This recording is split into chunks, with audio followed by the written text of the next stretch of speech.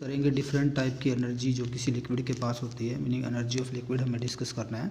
तो कोई भी लिक्विड जो है वो तीन तरह की एनर्जी जो है दिखाता है। तो कौन कौन सी एनर्जी लिक्विड के पास होती है? सबसे पहले प्रेशर एनर्जी,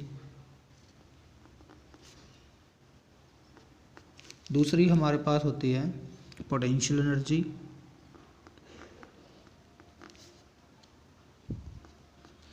और थर्ड जो एनर्जी है वो हमारे पास है काइनेटिक एनर्जी। तीन तरह की एनर्जी जो है लिक्विड जो है वो पोजेस करता है, pressure energy, potential energy and kinetic energy. तो प्रेशर एनर्जी लिक्विड की क्या होगी? अगर हम सपोज करें, सबसे पहले प्रेशर एनर्जी को अगर डिस्कस करते हैं तो मीनिंग अगर हम किसी भी कंटेनर के अंदर लिक्विड को स्टोर करते हैं, या हमने लिक्विड स्टोर किया है और इसके बॉटम पर हम एक पिस्टन लगा देते हैं, हम मान के चलते हैं डेंसिटी जो है लिक्विड की, रो डेंसिटी ऑफ लिक्विड की डेंसिटी रो सपोज करते हैं, और सरफेस से जो है जो हमने पिस्टन लगाया वो कितनी डेप्थ पर लगाया, मान लो h डेप्थ पर हमने सरफेस से पिस्टन लगाया। तो यहाँ पर हमें पता है डेप्थ के साथ प्रेशर का वेरिएशन हमें पता है। प्रेशर जो होता है, प्रेशर डेप्थ पर अगर निकाले हम h rho into G acceleration due to gravity है, ये हाइड्रोलिक प्रेशर जो है पिस्टन पर लगेगा। ये क्या लगेगा? हाइड्रोलिक प्रेशर पिस्टन के ऊपर जो लगेगा उन पिस्टन,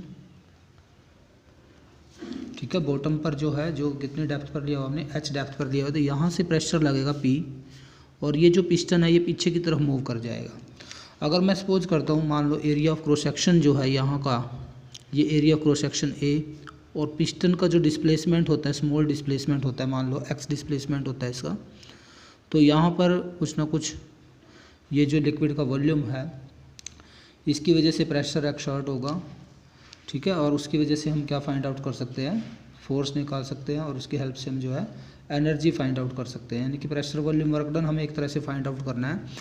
तो अगर हम यहाँ पर वॉल्यूम निकालें, वॉल्यूम कितना आएगा? जो लिक्विड का वॉल्यूम यहाँ पर पिस्टन के ऊपर प्रेशर लगाएगा, तो ये जो वॉल्यूम हम यहाँ पर फाइंड आउट करेंगे ये वॉल्यूम आ जाएगा, volume of liquid pushed into the tank, volume of liquid pushed into the tank।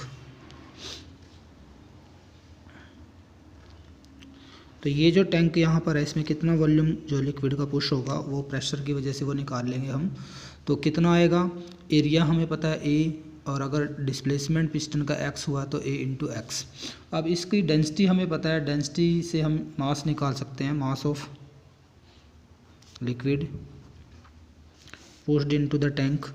तो ये मास जो आएगा वॉल्यूम इनटू डेंसिटी, ये मास आ जाएगा, डेंसिटी से मल्टीप्लाई कर दे अगर हम यहाँ पर, तो ऐसे हम जो है ये फाइंड आउट कर सकते हैं। और फोर्स निकाल सकते हैं, फोर्स ऑन पिस्टन।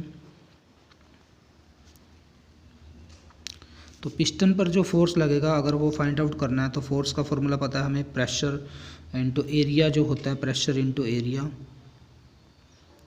ठीक है, प्रेशर इंटू एरिया होता है। तो अगर हमें वर्क डन निकालना है, work done in pushing the liquid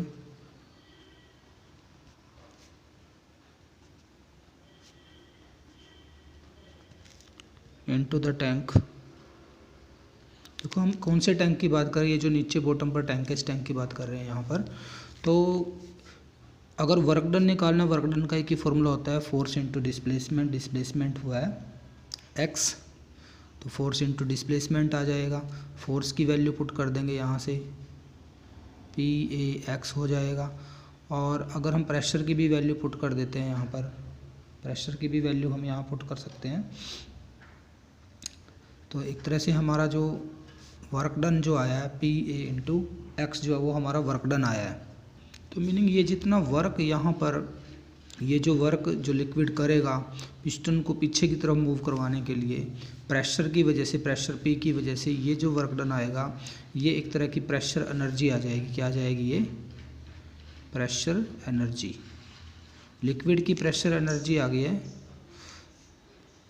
अब हमें फाइंड आउट करना pressure energy per unit mass. अगर निकालें यहाँ से pressure energy per unit mass, जो लिक्विड का मास जो है वहाँ पर एंटर हो गया था, उसके टर्म में अगर हम फाइंड आउट करें तो प्रेशर एनर्जी हमारे पास है PaX, और मास का फॉर्मूला यहाँ पर हमने मास निकाला था, ये लिक्विड का मास जो फाइंड आउट किया था, इससे हम डिवाइड कर देते हैं AX into rho.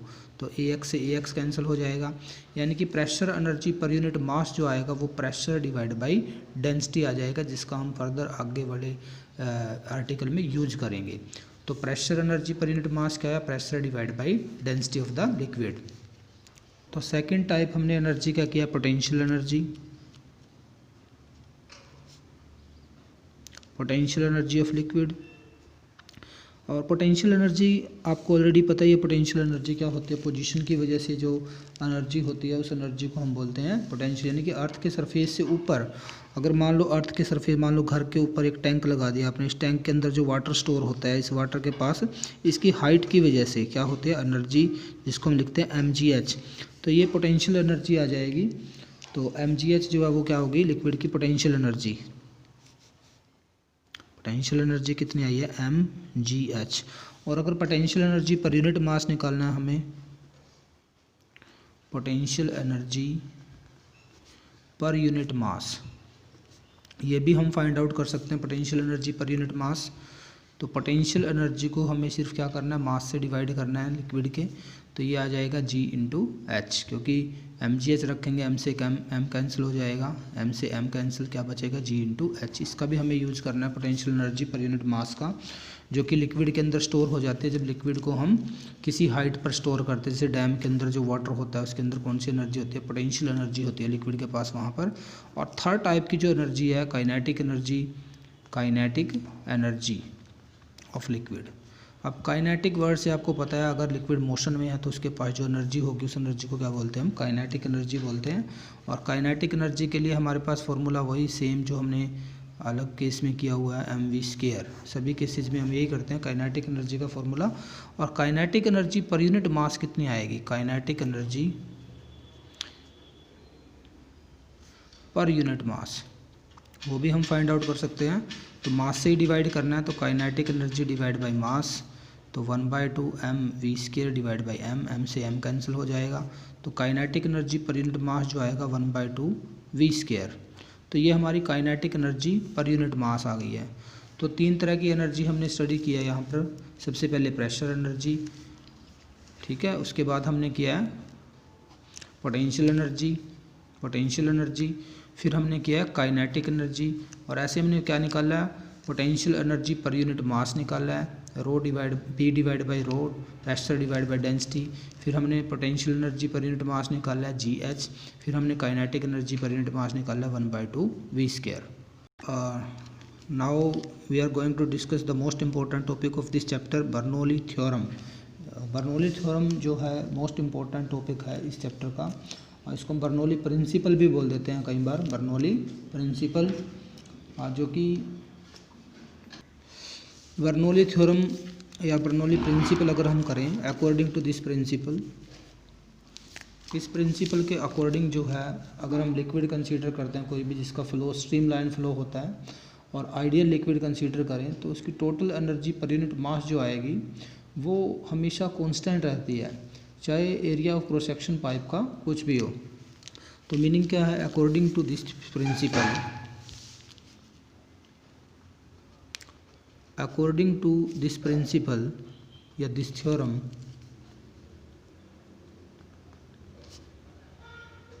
For a liquid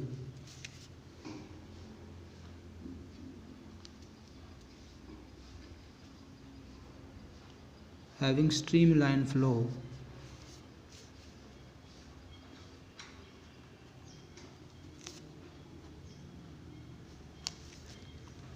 और लिक्विड कैसा कंसीडर करना है, या फॉर एन आइडियल लिक्विड लिख देता हूँ मैं, फॉर एन आइडियल लिक्विड लेना है हमें। According to this theorem, for an ideal liquid having streamline flow, the total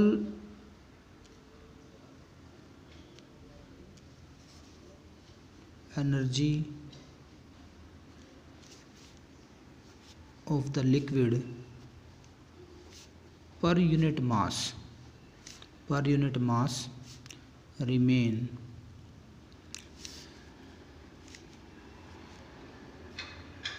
constant at every cross section throughout the liquid flow. At every cross section throughout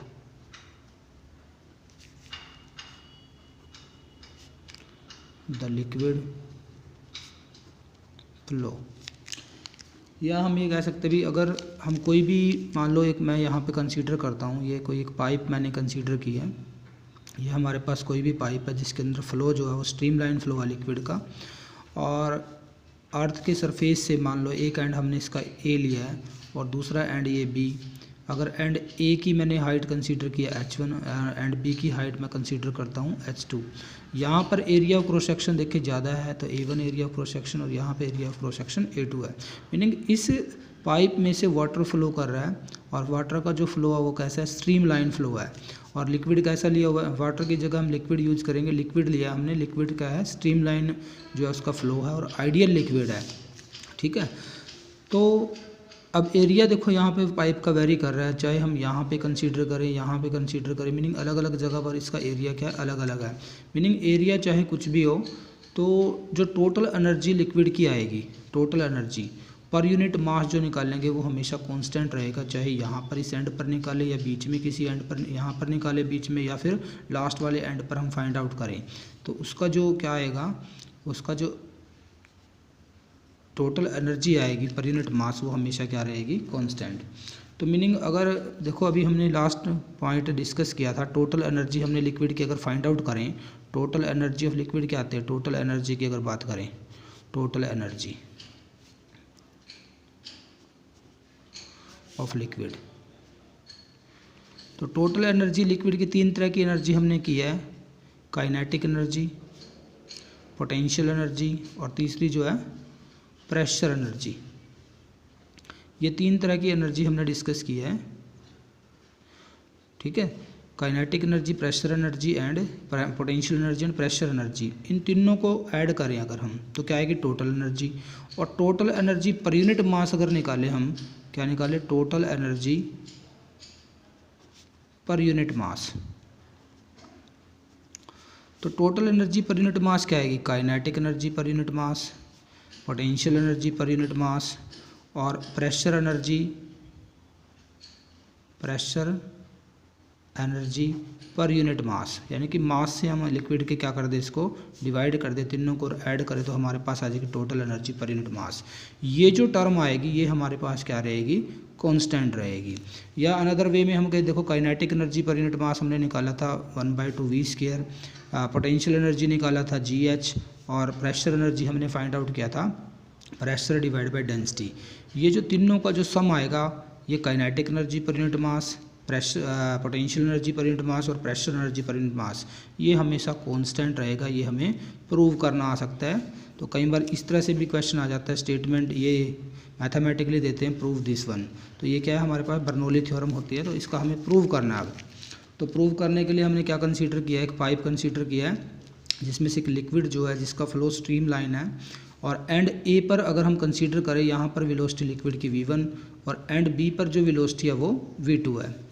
density liquid की रो, यहाँ भी रो, यहाँ भी रो, क्योंकि liquid same है, density change नहीं हो रही, आइडियल लिक्विड है, इनकम्प्रेसिबल लिक्विड है, तो डेंसिटी में कोई वेरिएशन नहीं है। तो सबसे पहले अगर हम कंसीडर करें, यहाँ पे तीनों एनर्जी हम फाइंड आउट करें, तो स्टार्टिंग पॉइंट लेते हैं हम। सबसे पहले प्रेशर एनर्जी की बात करेंगे eight end A. And A पर हम लेते हैं प्रेशर एनर्जी। क्या फाइंड आउट करते हैं, प्रेशर एनर्जी निकालते हैं। प्रेशर एनर्जी कितनी आएगी, प्रेशर एनर्जी का फॉर्मूला जो है हमें यहाँ से, तो सबसे पहले हमने कंसीडर किया हुआ है कि यहाँ पर जो प्रेशर है मैं ये कंसीडर कर लेता हूँ, एंड ए पर प्रेशर P1 है और एंड बी पर प्रेशर क्या हो जाता है, P2। और P1 जो है वो P2 से क्या है, P1 is greater than P2।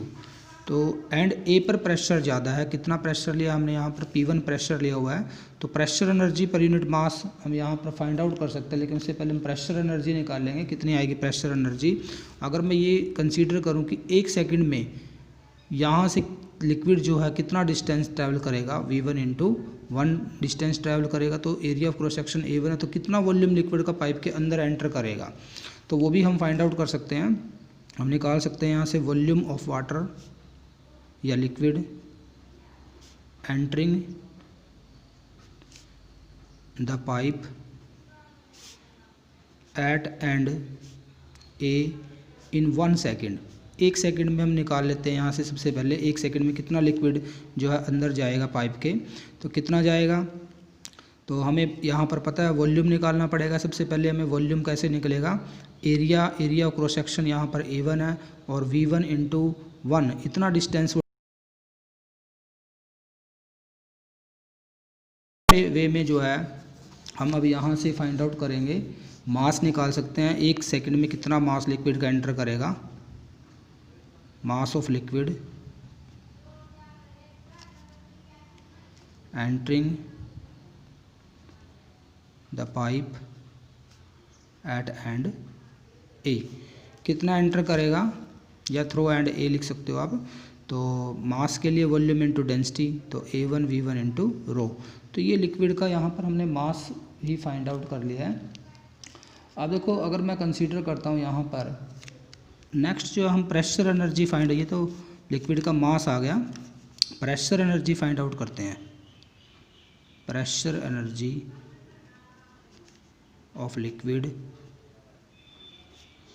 Eight end A पर कितनी आएगी प्रेशर एनर्जी, तो प्रेशर वॉल्यूम वर्क डन जो होती है, प्रेशर एनर्जी होती है एक तरह से pressure into work done, pressure volume work done. Pressure P1 है और वॉल्यूम अगर मैं यहाँ पे कंसीडर करता हूँ V1 वॉल्यूम जो है, V वॉल्यूम जो है लिक्विड का एंटर करता है, तो प्रेशर P1 × V आ जाएगा यहाँ से।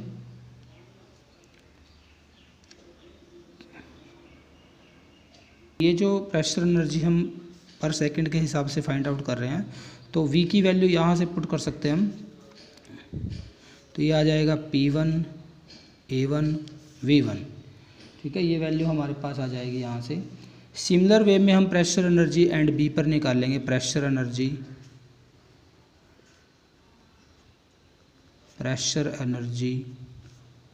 एट एंड B पर क्या आएगी, ये आ जाएगी P2 A2 V2, मीनिंग अगर B एंड जो हमारा है यहाँ पर area of cross section A2, velocity V2 लेते हैं हम और प्रेशर P2 लेते हैं, तो ये आ जाएगी हमारे पास प्रेशर एनर्जी।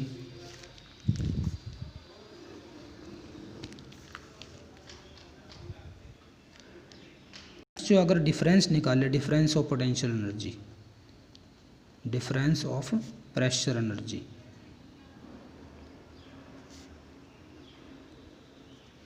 एंड ए पर जो प्रेशर है वो ज़्यादा है किससे, जो एंड बी पर प्रेशर है, तो प्रेशर एनर्जी का जो डिफरेंस आएगा वो हमारा आ जाएगा P1 A1 V1 माइनस में P2 A2 V2। ऐसे ही अगर हम काइनेटिक एनर्जी सपोज करें, डिफरेंस ऑफ काइनेटिक एनर्जी निकालें या काइनेटिक एनर्जी निकालते हैं, kinetic energy at end A and पर निकालेंगे तो ये आएगी 1/2 m V1 स्क्वायर। ऐसे ही काइनेटिक एनर्जी निकालते हैं हम एट एंड बी एंड पर हमारी जो काइनेटिक एनर्जी आएगी m V2 स्क्वायर। अब मास जो है वो लिक्विड का मास जो है कांस्टेंट है, जितना लिक्विड का मास 1 सेकंड में एंटर करेगा उतना यहाँ से एग्जिट भी करेगा। तो इसके बाद हम पोटेंशियल एनर्जी अगर निकालते हैं, पोटेंशियल एनर्जी एट एंड ए। अब एंड ए के लिए हमने इसकी हाइट h1 कंसीडर की है, यहाँ पे हाइट हमारी h2 है, तो एंड ए पर जो आएगी पोटेंशियल एनर्जी आ जाएगी हमारी mgh1 और potential energy at end B जो आएगी वो हमारी आ जाएगी mgh2। अगर हम यहाँ पर चेक करें, एरिया ऑफ क्रॉस सेक्शन हमारा दूसरे एंड का जो है A2 जो है this is greater than A1, और यहाँ से अगर V2 देखें according to equation of continuity, area जो है इसका कम, सेकंड एंड का एरिया जो है हमारा उल्टा लिख दिया मैंने इसको, A2 एरिया जो है हमारा कम है किससे, A1 से। A1 का एरिया ज़्यादा है एंड A पर एरिया ज़्यादा है एंड B पर जो एरिया है वो क्या है, कम है। तो इसका मीनिंग वेलोसिटी जो आएगी V2 this is greater at end, किस एंड पर ज़्यादा हो जाएगी, बी एंड पर जो वेलोसिटी होगी वो ज़्यादा होगी। तो काइनेटिक एनर्जी कहाँ पर ज़्यादा होगा, इसका मीनिंग यहाँ पर काइनेटिक एनर्जी ज़्यादा है। और अगर हाइट देखें यहाँ पर हाइट ज़्यादा है तो पोटेंशियल एनर्जी भी ज़्यादा है, बट यहाँ पर हमारी प्रेशर एनर्जी ज़्यादा है। तो इसका मीनिंग क्या है, इसका डायरेक्ट मीनिंग, तो इसका डायरेक्ट मीनिंग ये है कि at the cost of pressure energy हमारी काइनेटिक एनर्जी इंक्रीज हो रही है और पोटेंशियल एनर्जी भी इंक्रीज हो रही है। तो इसका मीनिंग क्या आएगा, डिक्रीज इन प्रेशर एनर्जी, क्योंकि कंजर्वेशन लगाना पड़ेगा, conservation of energy, decrease in pressure energy जो आएगा this is equal to increase in kinetic energy plus increase in potential energy. यानी कि काइनेटिक एनर्जी और पोटेंशियल एनर्जी जो इंक्रीज हो रही है वो किसके कॉस्ट पर इंक्रीज हो रही है, प्रेशर एनर्जी के। तो यहाँ पर हम लिख देंगे जो डिक्रीज हुआ P1 A1 V1 minus P2 A2 V2, pressure energy में जो चेंज आया यानी कि डिक्रीज जो हुआ, यहाँ पे kinetic energy 1/2 m V1 square minus 1/2 m V2 square plus में mgh2 माइनस में mgh1, पोटेंशियल एनर्जी में चेंज आ गया।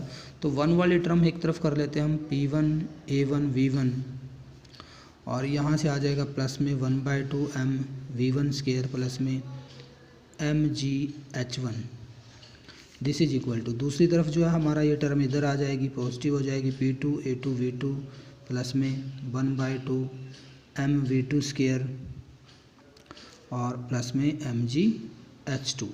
तो ये हमारी टर्म्स आ गई हैं। अब यहाँ पर अगर हम इसको इक्वेशन ऑफ कंटिन्यूटी देखें, हम यहाँ पर A1 V1 जो होता है this is equal to A2 V2 according to equation of continuity, और ये जो है हमारे पास ये किसके इक्वल होता है, मास अपॉन डेंसिटी के इक्वल होता है, क्योंकि ये वॉल्यूम है तो मास अपॉन डेंसिटी।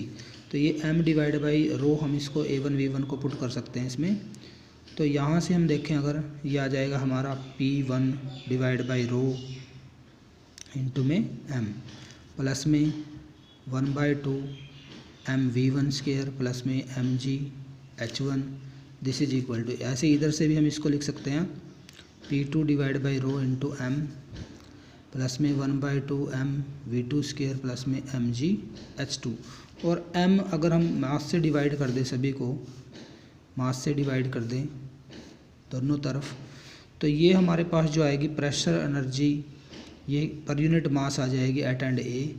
ये जो नेक्स्ट टर्म है ये हमारे पास आ जाएगी काइनेटिक एनर्जी एट एंड ए, और GH1 जो है ये potential energy per unit mass, ये भी पर यूनिट मास है। और इधर हमारे पास आ जाएगा P2 divide by row, similar way में V2 का स्क्वायर और GH2, ये टर्म्स हमारे पास आती हैं। अभी देखो ये हमारी क्या होगी, pressure energy per unit mass, ये हमारी टर्म होगी kinetic energy per unit mass, और ये जो टर्म है हमारी ये क्या हो जाएगी, पोटेंशियल एनर्जी पर यूनिट मास। ऐसे इधर भी, तो मीनिंग अगर जनरली हम इसको राइट करें, इसको लिख सकते हैं pressure energy per unit mass, kinetic energy per unit mass and potential energy per unit mass. ये जो टर्म है ये हमेशा क्या रहेगी, constant area of cross section चाहे कुछ भी हो। तो दिस इज बर्नौली प्रिंसिपल। तो इसी को अगर हम जो है यहाँ पर स्मॉल g से अगर डिवाइड कर दें इसको भी और इसको भी, तो ये हमारे पास टर्म जो बनेगी pressure divide by G rho into G plus में 1/2 V square divide by G और इंटू में h। ये टर्म भी हमारी क्या आएगी, कांस्टेंट आएगी। और ये जो टर्म है इसको हम बोलते हैं प्रेशर हेड बोलते हैं इसको हम बोलते हैं काइनेटिक हेड, और ये जो है हमारा पोटेंशियल हेड। तो अगर ये तीनों हेड का हम सम ले तो ये भी हमेशा क्या रहेगा, कांस्टेंट। ये भी हमारी बर्नौली इक्वेशन की अनदर डेफिनेशन हो जाती है, अनदर स्टेटमेंट हो जाती है। और ये जो एच जो टर्म है इसको हम ग्रेविटेशनल हेड भी बोल देते हैं, ग्रेविटेशनल हेड, ग्रेविटेशनल हेड।